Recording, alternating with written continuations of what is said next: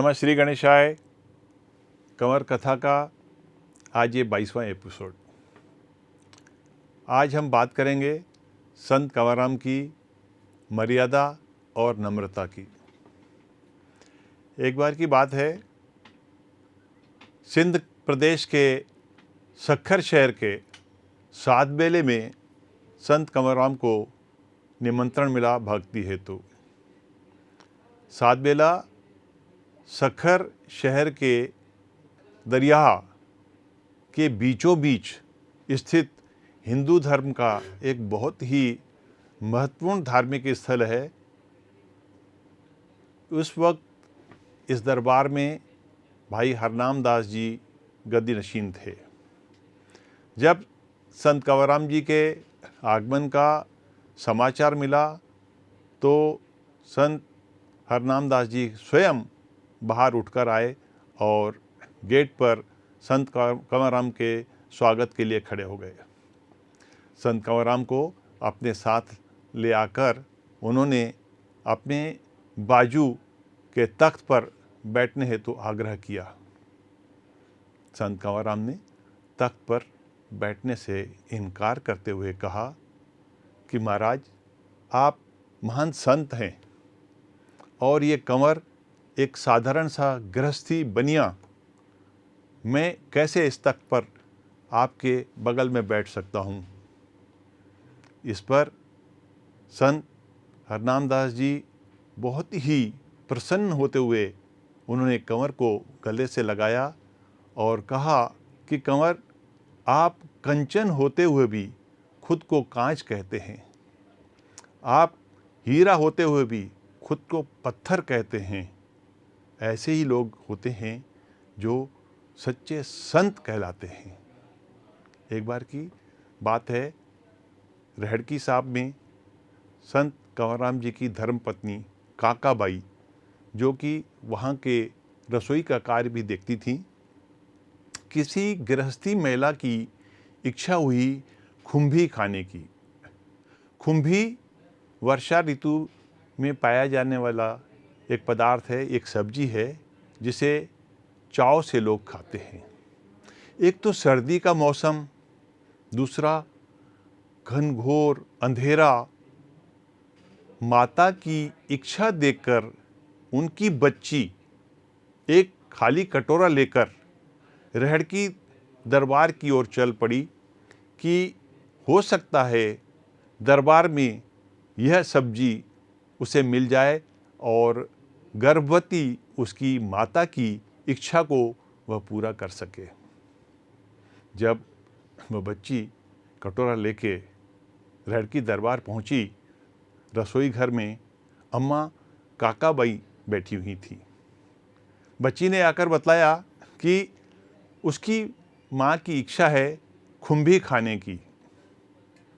खुम्भी का मौसम नहीं था, परंतु संयोग से उस दिन दरबार साहिब में खुम्भियाँ आई हुई थी।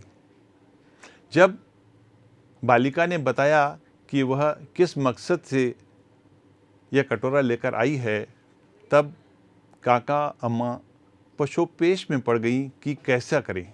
एक तो खुम्भी बहुत कम थी, रसोई के लिए उन्होंने खुम्भी बनाई थी, परंतु दर पे आया हुआ कोई सवाली खाली जाए, यह उस दरबार का नियम नहीं था, उस दरबार की मर्यादा नहीं थी।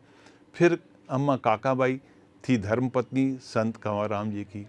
संत कंवराम जो कभी किसी का दिल दुखाना ही नहीं जानते थे, किसी ज़रूरतमंद को की ज़रूरत पूरा करने के लिए वो खुद को मिटाने के लिए तैयार रहा करते थे।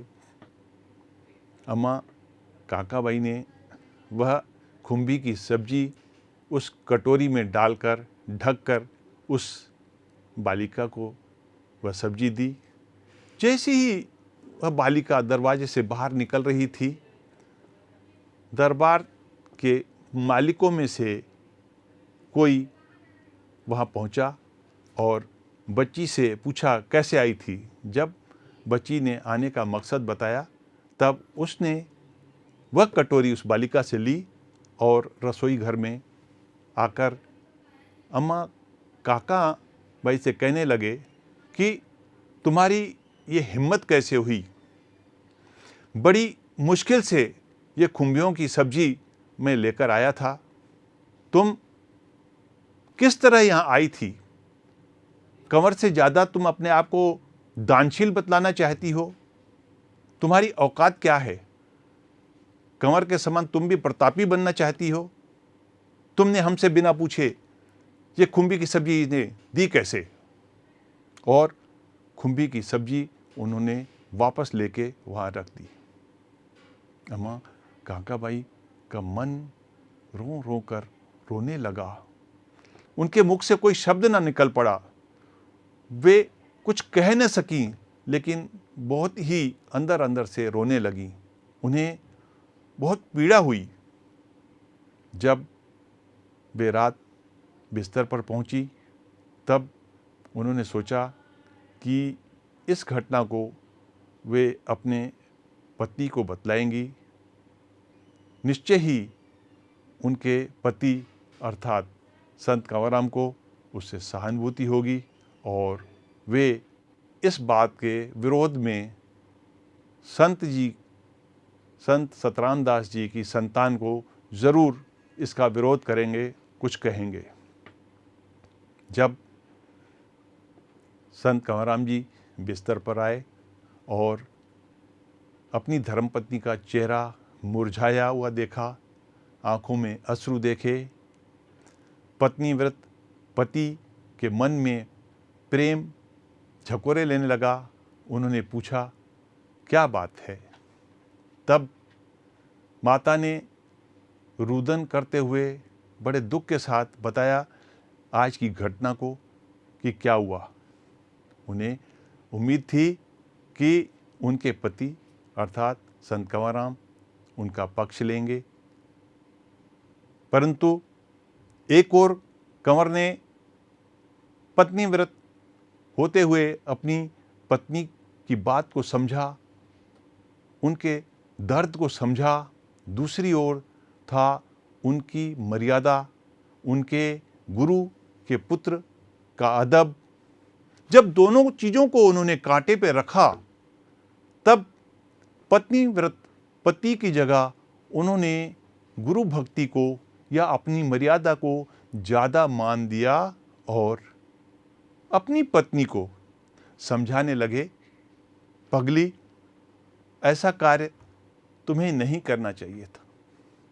वे मालिक हैं दरबार के, वे हमारे भी मालिक हैं, वे रसोई के भी मालिक हैं।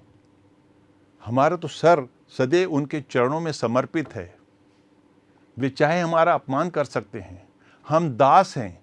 कंवर दास है उनका और कंवर की पत्नी दासी है उनकी। इसीलिए किसी भी प्रकार का हठ तो हमें करना ही नहीं चाहिए। तुम्हें इसी वक्त अपने गले में दुपट्टा डाल सर झुकाकर उनसे माफ़ी मांगनी चाहिए, अन्यथा हो सकता है परलोक में हमें जवाब देते न बने, हमें किसी आरोप का प्रत्युत्तर देते न बने कि हमने ऐसा कैसे किया। कंवर जानते थे कि पत्नी मन से बहुत दुखी है, परंतु मर्यादा की मूरत, नम्रता की मूरत कंवर ने अपनी ही पत्नी को समझाया और उन्हें अपना धर्म याद दिलाया कि हम नौकर दास सेवक हैं। हमारा तो सर यहाँ उठा हुआ है। जैसे मैं नौकर हुआ तो तुम भी तो नौकरानी हुई इस दर की। हमें मर्यादाओं को उल्लंघित नहीं करना चाहिए। चलो तुम जाकर माफ़ी मांगो। और अम्मा काकाबाई ने संतों से माफ़ी मांगी। संतों ने माफ़ी देते हुए इस बात को ज़रूर भुलाया। कवि कहता है कि ऐसे ही संत होते हैं जो दुनिया में अमर हो जाते हैं, जो खुद को मिटाकर जीते जी जो खुद को मिटा देते हैं वे ही अमर बन जाते हैं, वे ही प्रभु को प्यारे हो जाते हैं। तो ऐसे थे संत कंवराम जी। आइए आगे की कथा हम अगले 23वें एपिसोड में बोलेंगे। तब तक हम सुनेंगे संत कंवरराम जी के मधुर भजनों को, जिनके लिए दुनिया दीवानी है। सचो सतराम, शरणो कंवरराम। हरिदास अजुन सुती कंत से जब व्यंग मुड़े मुड़ जा जाए पूछो दुहारी भला जो तू क्यों रहने दिया। ओ बूंद बिरिया की बाहर लगी दर्द बंदिया दो देश से भलो वकलामी उमली तेरे ओए गाल दिका गुलजार लगी ओ उत्तर पारे दो किरण टकोरिया साईं बेलन दिका दहकार लगी बेलन दिका दहकार लगी दहकार लगी दहकार लगी बंदिया दो देश बंदिया दी भलो मांग मारी मुश्की लगी गद पौधी बाज पिरन कया सन्मान मन दो जलक दुको दाखिल कने बद खोया दो करे चल मुझे दोन दे तीन दिसने बदो बदो बदो बदो बदो तंग फगुद सा पर कने जवर मुसा करन मान लो फिर तू शाह लगी पुतवे दो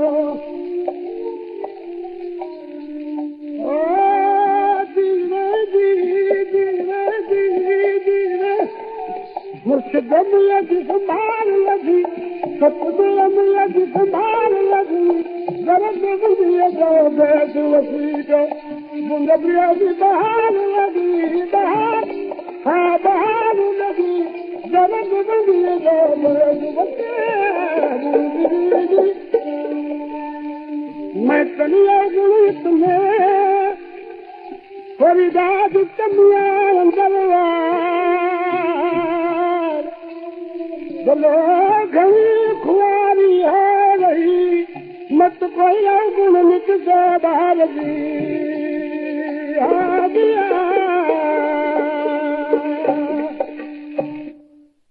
बुलबुला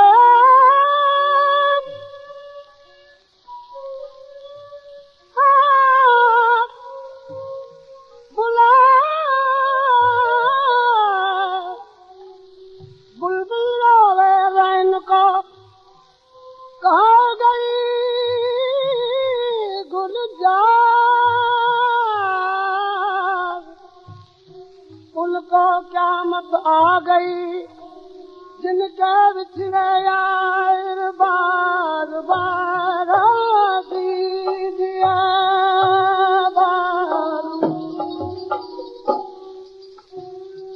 अब यूं नसीहत कह के बुलबुल बाग से मार गई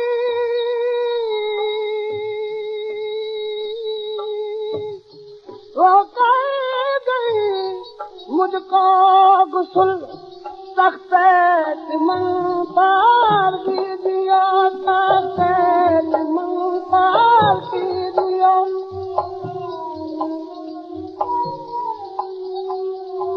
बाद में दफन के साई तू क्या पड़ा चाहेगा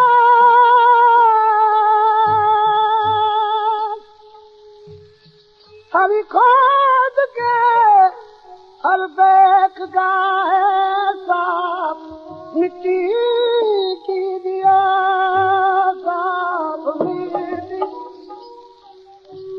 पर कदम 40 हटकर आन के तुरबत मेरे फातिया की जाए पर तारीफ गुल की दिया तारीफ गुल की ऐ बाबा माली बुलबुलियूं सभु चवनि थियूं हिकिड़ो बाग जो गुल या हिकिड़ो बाग जो बूटो असांखे ॾे जो असांजो जिया पोइ आहे माली हुनखे जवाबु ॾिनो ओ माली खे चवंदियूं चवंदियूं घुरदियूं घुरदियूं मरी वियूं हरे राम याद था मुदत मेरे सौदा किया क्या माजरा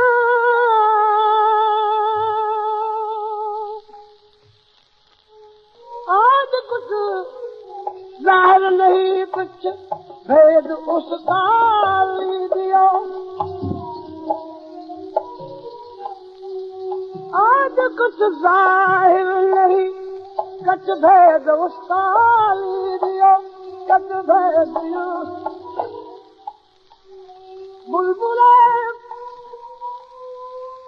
बुलबुले सब रोती आई बाग बारो दिया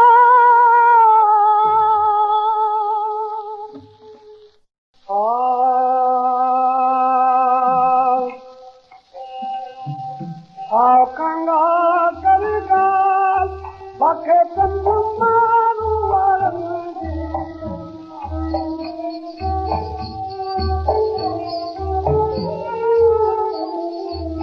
मारू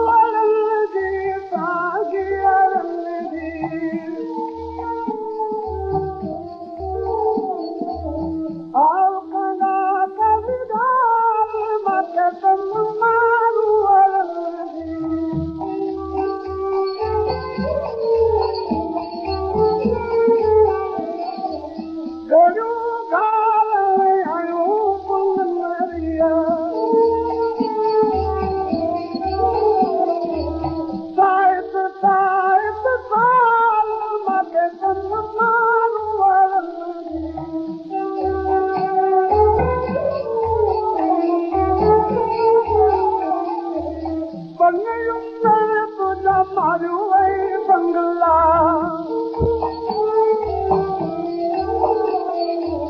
कोई दुरू कट माल मगे तंद मारू वारंगी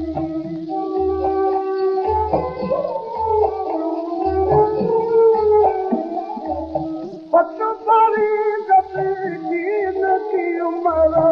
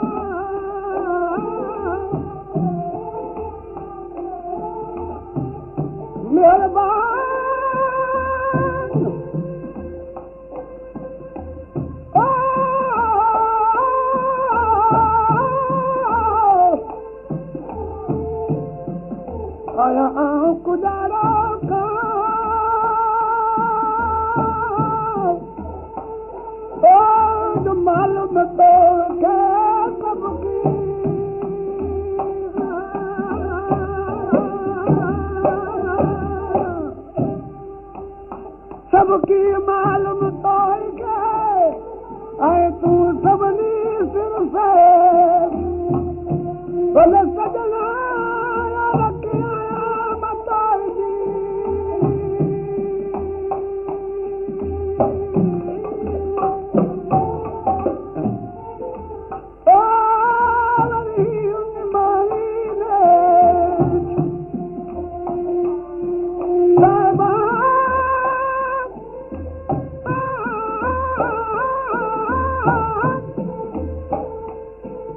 दावल पड़ी है कड़ी ढक जाए आए बधुती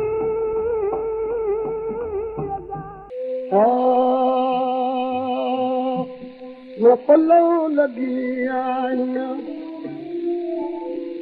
सच्चा धनी दालन लगी आइया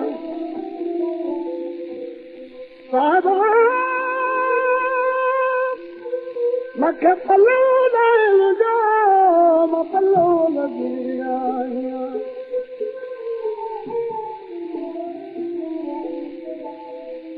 सोरी सिनेमाया भला न साई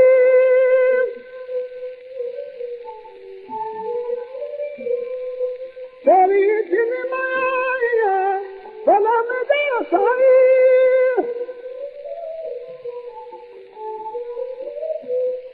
साहब सच्चा ये छोरी न सदो मैं पल्लो लगी आइया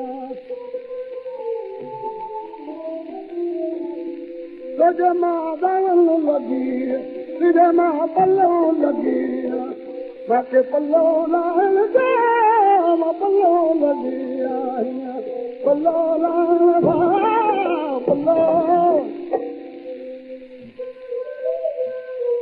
मुतावर आया भला न साई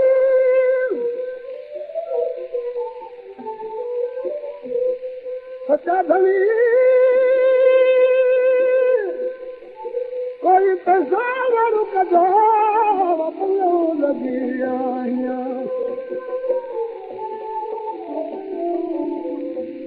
मां पलो लगिया दावन लगिया पलो लगिया दावन लगिया पलो लगिया दावन लगिया पलो लगिया पलो लाल दे पलो लगिया पलो पलो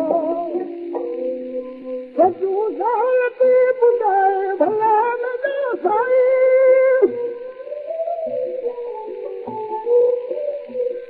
सता धनी ये गोलियां न चढ़दा मपलो लगी आया मैं कतरी तो न सदा ओ मत दीवा तुझरा सुरा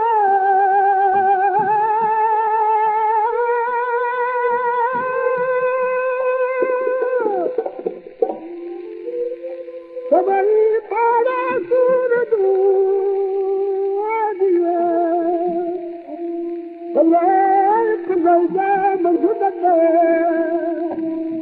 सदा सतगुरु तू दोस्तन दिल मतो ओ मुल्क मतो जब घोरियो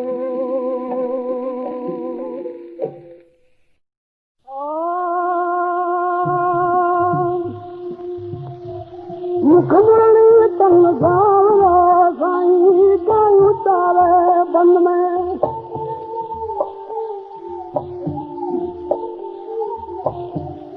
मुरली दो आवाज सुनकर ताकत रही न तन में उस दिन तो बलिहार बिहारी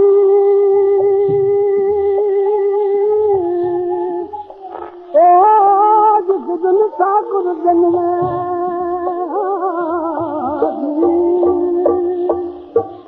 गैया चलंदा तांबुर गैया चलंदा जगत में कृष्ण भगवान पंजाबा बालिक हैं जगत में माता पिता भगवान की वछड़ा दिनान गायू दिनों तरावास भगवान गायू छड़े लेवा और दान पुण्य बहत्या बाबा नंद माता जसोदा ये लकड़ी धरे कर रहा गैया तरेंदा कान गैया तरेंदा हरि बन बन बन बन बन में बन बन बन बन बन में गैया तरेंदा